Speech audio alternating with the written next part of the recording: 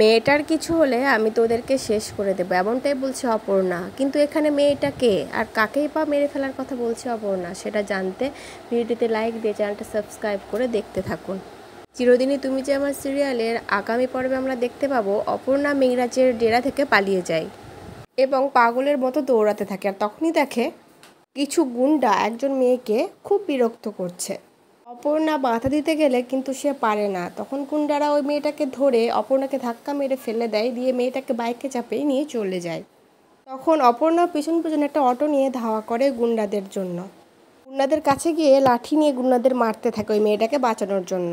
তখন ওই গুন্ডাগুলো বলে, তুই জানিস না আমরা কে, চিনিস না আমাদেরকে, এবার দেখ আমরা তোর কি হাল করি।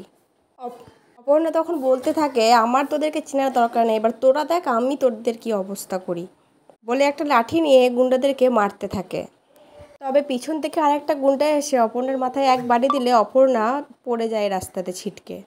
আর দেখা যায় ওইদিকে মেঘরাজ ও আর্যর সাথে জবরদস্তি করতে থাকে যাতে আর্য মেঘরাজের ডেরা থেকে বেরোতে না পারে।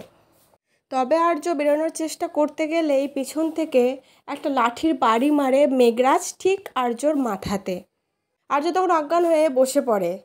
আর ঠিক তখনই সেখানে চলে আসে কিঙ্কর আর অনেকগুলো লোককে নিয়ে, যারা আর্যকে সেভ করবে।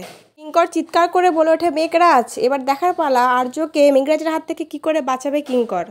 তবে অপর্ণাকে অনেক দিন পরে আবার সিনে দেখতে পেয়ে আমাদের সবার খুব ভালো লাগছে, কি তাই তো বন্ধুরা?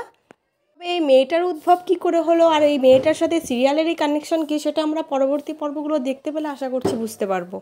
পরবর্তী আপডেট নিয়ে তাড়াতাড়ি আসি, সঙ্গে থেকে চ্যানেলটা সাবস্ক্রাইব করে দিও। ধন্যবাদ।